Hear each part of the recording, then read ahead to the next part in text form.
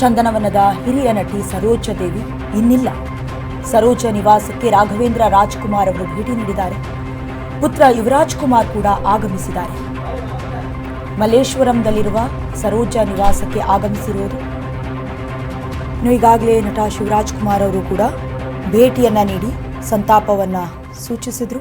ಇದರ ಮಧ್ಯದಲ್ಲಿ ಈಗ ರಾಘವೇಂದ್ರ ರಾಜ್ಕುಮಾರ್ ಅವರ ಜೊತೆಗೆ ಯುವರಾಜ್ ಕುಮಾರ್ ಅವರು ಕೂಡ ಸ್ಥಳಕ್ಕೆ ಭೇಟಿಯನ್ನ ನೀಡಿ ಸಂತಾಪವನ್ನ ಸೂಚಿಸುತ್ತಾರೆ.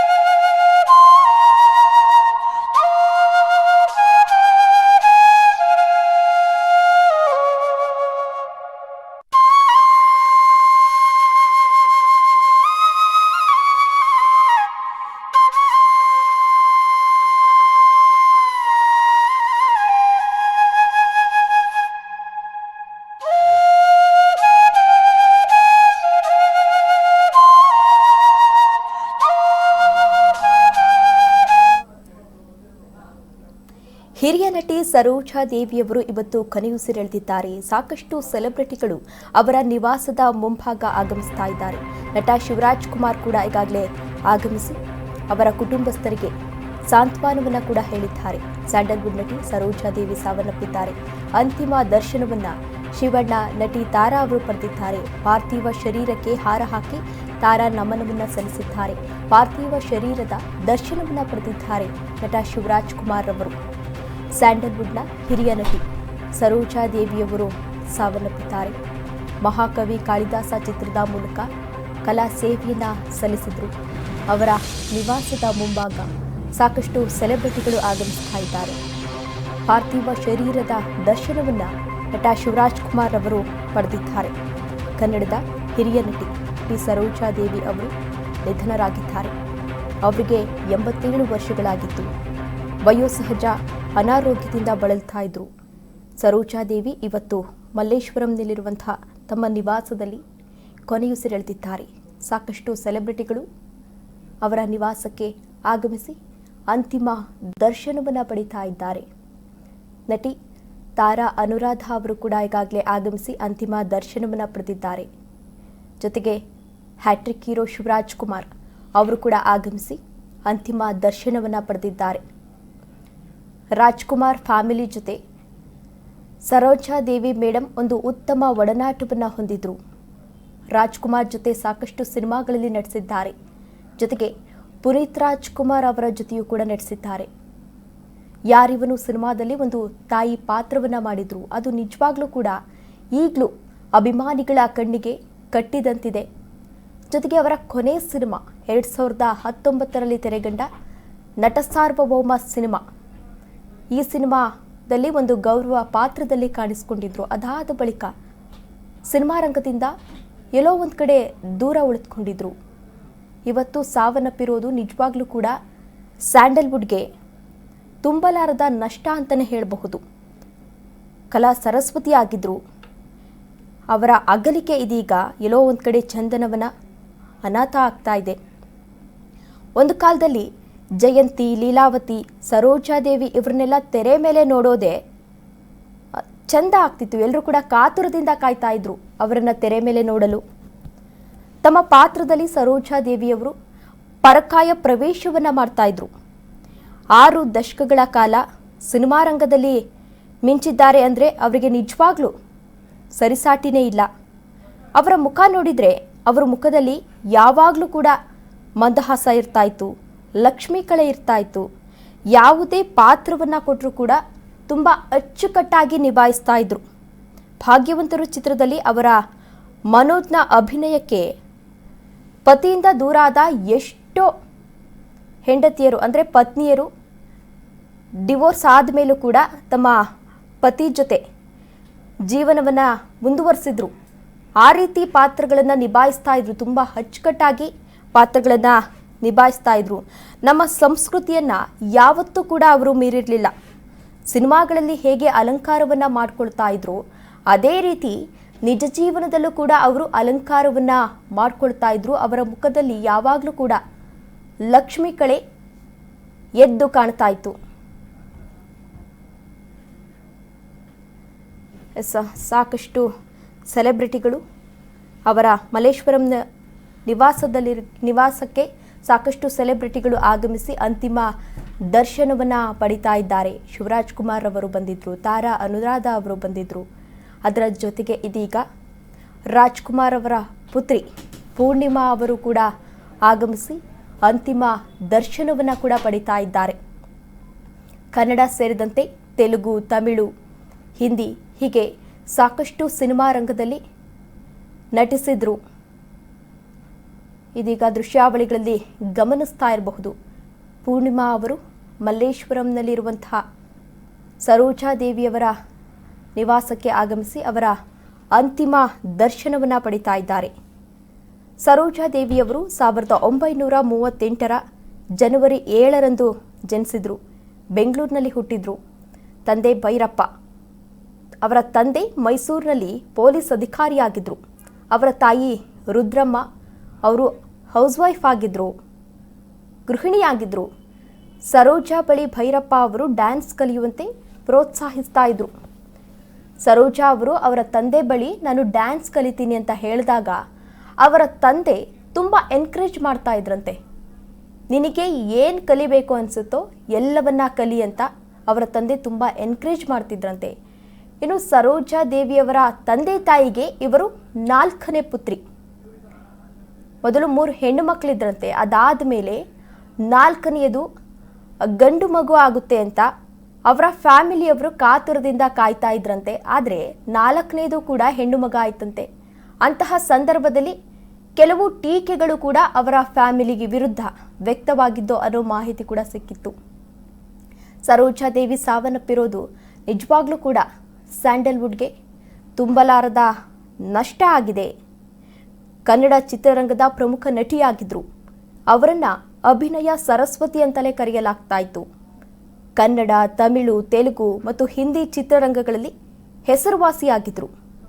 1955ರಿಂದ 1984ರವರೆಗೆ ಸತತವಾಗಿ 161 ಚಿತ್ರಗಳಲ್ಲಿ ನಾಯಕಿಯಾಗಿ ನಟಿಸಿದ್ರು. ಎಂಥದ್ದೇ ಪಾತ್ರವನ್ನು ಕೊಟ್ಟಿದ್ರು ಕೂಡ ತುಂಬ ಅಚ್ಚುಕಟ್ಟಾಗಿ ನಿಭಾಯಿಸ್ತಾ ಇದ್ರು. ಇದುವರೆಗೆ ಪೋಷಕ ನಟಿಯಾಗಿ ನಟಿಸಿದ್ದಾರೆ, ತಾಯಿಯಾಗಿ ನಟಿಸಿದ್ದಾರೆ, ಹೀರೋಯಿನ್ ಆಗಿ ನಟಿಸಿದ್ದಾರೆ. ಇಷ್ಟೆಲ್ಲ ಸಾಧನೆ ಮಾಡಿದ್ರು ಕೂಡ ಸ್ವಲ್ಪವೂ ಅಹಂಕಾರ ಇರಲಿಲ್ಲ. ಯಾರೇ ಬಂದಿದ್ರು ಕೂಡ ಮಂದಹಾಸದಿಂದ ನಗ್ನಗ್ತಾ ಮಾತಾಡಿ ಕಳಿಸ್ತಾ ಇದ್ರು. ಈಗಿನ ನಟ ನಟಿಯರಿಗೆ ಇವರು ಮಾದರಿ ಅಂತಲೇ ಹೇಳಬಹುದು. ಇವರಿಗೆ ಈಗಾಗಲೇ ಸಾಕಷ್ಟು ನಾಯಕರು ಸಂತಾಪವನ್ನು ಕೂಡ ಸೂಚಿಸಿದ್ದಾರೆ.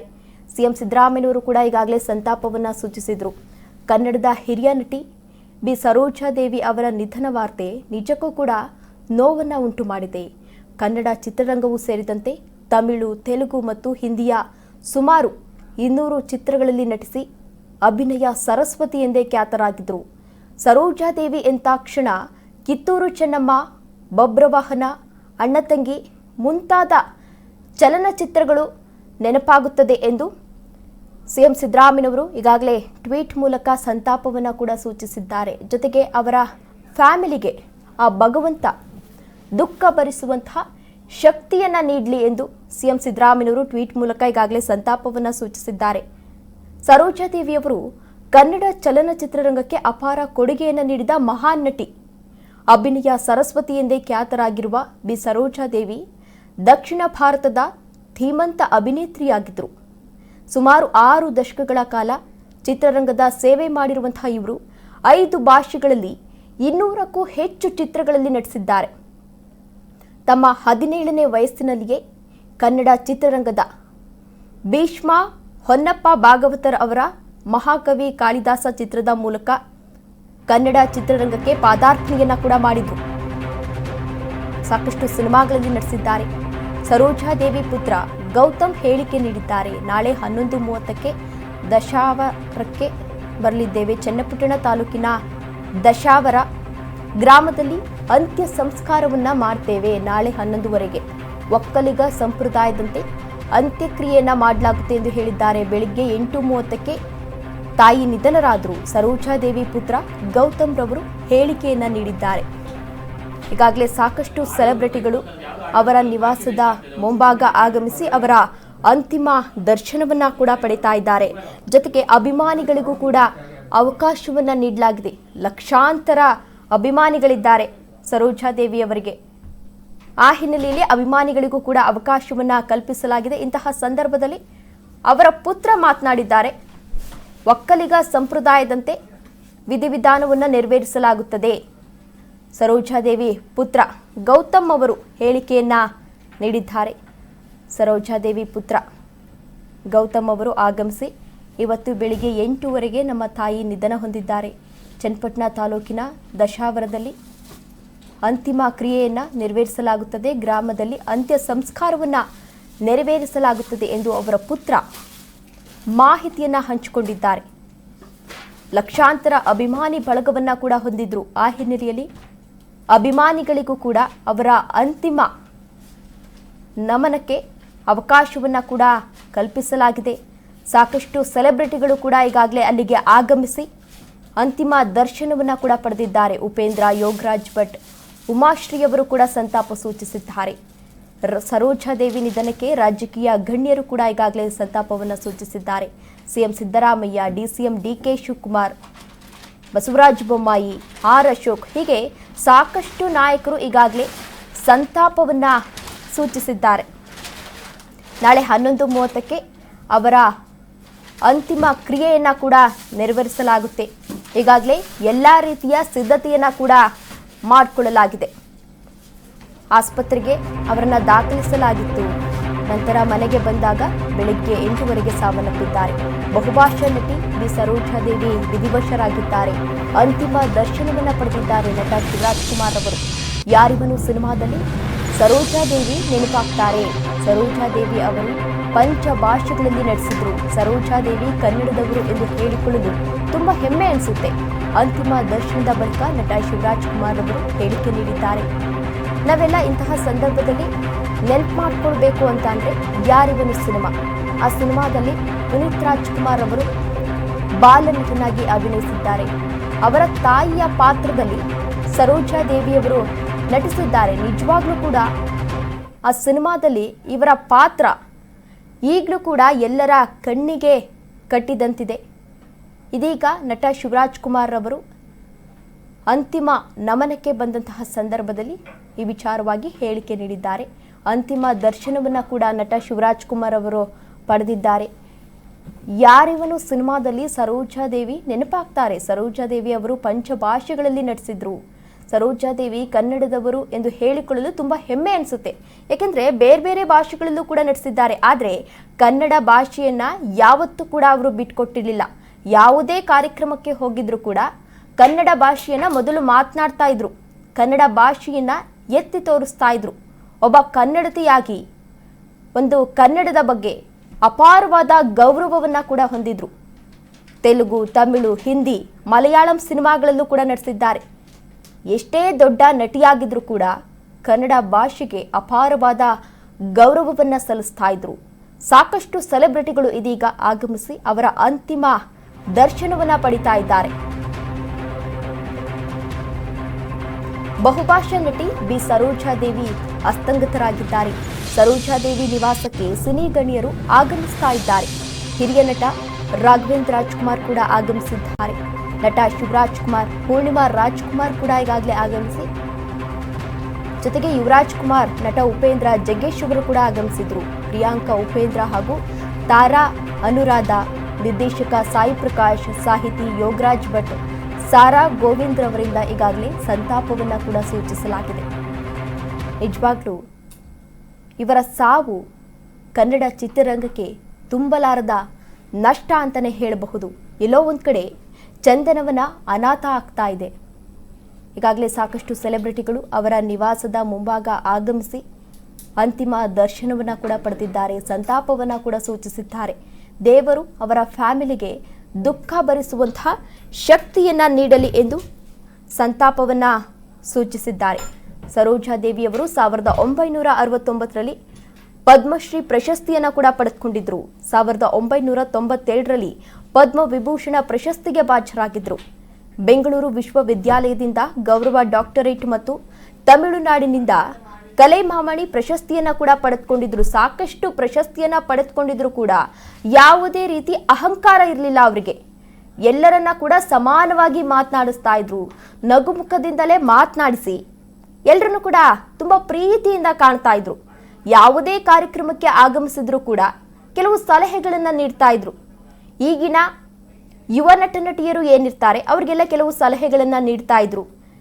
ಅವರು ಈಗಲೂ ಕೂಡ ಈಗಿನ ಯುವ ನಟ ನಟಿಯರು ಏನಿದ್ದಾರೆ ಅವರಿಗೆ ನಿಜವಾಗ್ಲೂ ಮಾದರಿಯಾಗಿದ್ದಾರೆ. ಸರೋಜಾದೇವಿ ಅವರು 1967ರಲ್ಲಿ ಹರ್ಷ ಅವರನ್ನ ವಿವಾಹ ಆಗ್ತಾರೆ. ಅದಾದ ಕೆಲವೇ ವರ್ಷಗಳಲ್ಲಿ ಅವರ ಪತಿಯನ್ನ ಕಳೆದುಕೊಳ್ತಾರೆ. 1986ರಲ್ಲಿ ಅವರ ಪತಿ ಸಾವನ್ನಪ್ತಾರೆ. ಈಗ ಪತಿ ಹರ್ಷ ಏನಿದ್ರು ಅವರ ಸಮಾಧಿ ಪಕ್ಕದಲ್ಲೇ ಸರೋಜಾ ಅವರ ಅಂತ್ಯಕ್ರಿಯೆಯನ್ನ ಕೂಡ ನಡೆಸಲಾಗುತ್ತೆ. ಕೊಡಗಿಹಳ್ಳಿಯ ತೋಟದಲ್ಲಿ ಒಕ್ಕಲಿಗ ಸಂಪ್ರದಾಯದಂತೆ ಅಂತ್ಯಕ್ರಿಯೆ ಕೂಡ ನಡೆಯಲಿದೆ. ಆ ಹಿನ್ನೆಲೆಯಲ್ಲಿ ಎಲ್ಲ ರೀತಿಯ ಸಿದ್ಧತೆಯನ್ನ ಕೂಡ ಮಾಡಿಕೊಳ್ಳಲಾಗ್ತಾ ಇದೆ. ಈಗಾಗಲೇ ಅವರ ಪುತ್ರ ಕೂಡ ರಿಯಾಕ್ಟ್ ಮಾಡಿದ್ರು. ಅವಿನಾಶ್ ರವರು ಕೂಡ ಆಗಮಿಸಿದ್ದಾರೆ. ಅವರ ಜೊತೆಗೆ ಮಾಳವಿಕಾ ಅವರು ಕೂಡ ಆಗಮಿಸಿ ಅಂತಿಮ ದರ್ಶನವನ್ನ ಕೂಡ ಪಡಿತಾ ಇದ್ದಾರೆ. ಸಾಕಷ್ಟು ಸೆಲೆಬ್ರಿಟಿಗಳು ಆಗಮಿಸ್ತಾ ಇದ್ದಾರೆ. ಡಾಕ್ಟರ್ ರಾಜ್ಕುಮಾರ್ ಅವರ ಫ್ಯಾಮಿಲಿ ಜೊತೆಗೆ ಉತ್ತಮ ಒಡನಾಟವನ್ನ ಹೊಂದಿದ್ರು. ಶಿವರಾಜ್ ಕುಮಾರ್ ಆಗಿರಬಹುದು, ರಾಘವೇಂದ್ರ ರಾಜ್ಕುಮಾರ್ ಆಗಿರಬಹುದು, ಜೊತೆಗೆ ಅದಕ್ಕಿಂತ ಹೆಚ್ಚಾಗಿ ಪುನೀತ್ ರಾಜ್ಕುಮಾರ್ ಅವರ ಜೊತೆ ಒಂದು ಉತ್ತಮ ಒಡನಾಟವನ್ನ ಹೊಂದಿದ್ರು. ಕೊನೆಯ ಸಿನಿಮಾ ಅವ್ರದ್ದು ನಟ ಸಾರ್ವಭೌಮ. 2019ರಲ್ಲಿ ತೆರೆಗಂಡ ನಟ ಸಾರ್ವಭೌಮ ಸಿನಿಮಾದಲ್ಲಿ ಸರೋಜಾದೇವಿಯವರು ನಟಿಸಿದ್ರು. ಅದಾದ ಬಳಿಕ ಸಿನಿರಂಗದಿಂದ ದೂರ ಉಳಿದಿದ್ರು. ಇದೀಗ ಅನಾರೋಗ್ಯದಿಂದ ಬಳಲ್ತಾ ಇದ್ರು. ಅವರನ್ನ ಆಸ್ಪತ್ರೆಗೆ ದಾಖಲಿಸಲಾಗಿತ್ತು. ಅದಾದ ಬಳಿಕ ಇವತ್ತು ಬೆಳಿಗ್ಗೆ ಅವರ ನಿವಾಸದಲ್ಲಿ 8 ಅಸುನೀಗಿದ್ದಾರೆ. ಇದು ನಿಜವಾಗ್ಲೂ ಸ್ಯಾಂಡಲ್ವುಡ್ಗೆ ತುಂಬಲಾರದ ನಷ್ಟ. ಸರೋಜಾದೇವಿ ಪುತ್ರ ಗೌತಮ್ ಅವರು ಹೇಳಿಕೆ ನೀಡಿದ್ದಾರೆ. ನಾಳೆ 11:30ಕ್ಕೆ ದಶಾವರಕ್ಕೆ ಹೊರಡುತ್ತೇವೆ. ಚನ್ನಪಟ್ಟಣ ತಾಲೂಕಿನ ದಶಾವರ ಗ್ರಾಮದಲ್ಲಿ ಅಂತ್ಯ ಸಂಸ್ಕಾರವನ್ನು ನೆರವೇರಿಸಲಾಗುತ್ತೆ. ಒಕ್ಕಲಿಗ ಸಂಪ್ರದಾಯದಂತೆ ಅಂತ್ಯಕ್ರಿಯೆಯನ್ನು ನಡೆಸಲಾಗುತ್ತೆ. ಬೆಳಿಗ್ಗೆ 8 ನಮ್ಮ ತಾಯಿ ನಿಧನರಾದರು. ಸರೋಜಾದೇವಿ ಪುತ್ರ ಗೌತಮ್ ರವರು ಹೇಳಿಕೆಯನ್ನ ನೀಡಿದ್ದಾರೆ. ಸ್ಯಾಂಡಲ್ವುಡ್ ಹಿರಿಯ ನಟಿ ಸರೋಜಾದೇವಿ ಇನ್ನಿಲ್ಲ. ನಿಜಕ್ಕೂ ಇದು ಸ್ಯಾಂಡಲ್ವುಡ್ಗೆ ತುಂಬಲಾರದ ನಷ್ಟ. ಬರೀ ಸ್ಯಾಂಡಲ್ವುಡ್ ಮಾತ್ರ ಅಲ್ಲ, ತೆಲುಗು, ತಮಿಳು, ಮಲಯಾಳಂ ಈ ಚಿತ್ರರಂಗಕ್ಕೂ ಕೂಡ ತುಂಬಲಾರದ ನಷ್ಟ ಅಂತಲೇ ಹೇಳಬಹುದು. ಇದೀಗ ಅವರ ಪುತ್ರ ರಿಯಾಕ್ಟ್ ಮಾಡಿ ಅಂತ್ಯಕ್ರಿಯೆಯನ್ನ ನಾಳೆ 11 ನೆರವೇರಿಸ್ತೇವೆ. ಬೆಳಗ್ಗೆ ನಮ್ಮ ತಾಯಿಯವರು ನಿಧನ ಹೊಂದಿದ್ದಾರೆ. ಅವರಿಗೆ ಈಗಾಗಲೇ ಎಲ್ಲ ರೀತಿಯ ಅಂತ್ಯಕ್ರಿಯೆಗೆ ಸಿದ್ಧತೆಯನ್ನ ಮಾಡಿಕೊಳ್ಳಲಾಗ್ತಾ ಇದೆ ಎಂದು ಅವರ ಪುತ್ರ ಇದೀಗ ಹೇಳಿಕೆಯನ್ನ ನೀಡಿದ್ದಾರೆ. ಮಹಾಕವಿ ಕಾಳಿದಾಸ ಚಿತ್ರದ ಮೂಲಕ ಕಲಾ ಸೇವೆಯನ್ನ ಕೂಡ ಸಲ್ಲಿಸಿದ್ರು. ಅವರ ಪತಿಯೂ ಕೂಡ ಕೆಲವೇ ವರ್ಷ ಅವರ ಜೊತೆ ಸಂಸಾರವನ್ನು ನಡೆಸಿ ಸಾವನ್ನಪ್ಪಿದ್ರು. ಅವರ ಪತಿ ಸಮಾಧಿ ಪಕ್ಕದಲ್ಲೇ ಸರೋಜಾ ಅವರ ಅಂತ್ಯಕ್ರಿಯೆ ಕೂಡ ನಡೆಯಲಿದೆ. ಆ ಹಿನ್ನೆಲೆಯಲ್ಲಿ ಎಲ್ಲ ರೀತಿಯ ಸಿದ್ಧತೆಯನ್ನ ಕೂಡ ಮಾಡಿಕೊಳ್ಳಲಾಗಿದೆ. ಸರೋಜಾದೇವಿ ಅವರಿಗೆ 2 ಮಕ್ಕಳಿದ್ದಾರೆ. ಕಳೆದ ಕೆಲವು ವರ್ಷಗಳಿಂದ ಸರೋಜಾದೇವಿ ಅವರು ವಯೋಸಹಜ ಕಾಯಿಲೆಯಿಂದ ಬಳಲ್ತಾ ಇದ್ರು. 6.5 ದಶಕಗಳ ಕಾಲ ಚಿತ್ರರಂಗದಲ್ಲಿ ಇದ್ರು. 2019ರಲ್ಲಿ ಪುನೀತ್ ರಾಜ್ಕುಮಾರ್ ನಟನೆಯ ರಿಲೀಸ್ ಆದ ನಟ ಸಾರ್ವಭೌಮ ಸಿನಿಮಾದಲ್ಲಿ ನಟಿಸಿದ್ದೇ ಲಾಸ್ಟ್. ಅದಾದ ಮೇಲೆ ಯಾವ ಸಿನಿಮಾದಲ್ಲೂ ಕೂಡ ಅವರು ಕಾಣಿಸ್ಕೊಂಡಿಲ್ಲ. ಮೇರು ನಟನಾದ ರಾಜ್ಕುಮಾರ್, ಕಲ್ಯಾಣ್ ಕುಮಾರ್ ಮೊದಲಾದವರ ಜೊತೆ ಸರೋಜಾದೇವಿ ತೆರೆಯನ್ನ ಹಂಚಿಕೊಂಡಿದ್ರು. ಅಮರಶಿಲ್ಪಿ, ಜಕಣಾಚಾರಿ, ಮಲ್ಲಮ್ಮನ ಪವಾಡ, ಭಾಗ್ಯವಂತರು, ಬಬ್ರುವಾಹನ, ಕಥಾಸಂಗಮ ಮುಂತಾದ ಕನ್ನಡ ಸಿನಿಮಾಗಳಲ್ಲಿ ಸರೋಜಾದೇವಿಯವರು ನಟಿಸಿದರು. ತಮಿಳಿನಲ್ಲಿ ಪಾಟ್ಟಾಲಿ ಮುತ್ತು, ಪಡಿಕತಾ ಮೆತೈ, ಕಲ್ಯಾಣ ಪರಿಸು ಹೀಗೆ ಸಾಕಷ್ಟು ಸಿನಿಮಾಗಳಲ್ಲಿ ನಟಿಸಿ ಅಪಾರ ಪ್ರಮಾಣದ ಅಭಿಮಾನಿ ಬಳಗವನ್ನ ಕೂಡ ಹೊಂದಿದ್ರು ಸರೋಜಾದೇವಿಯವರು.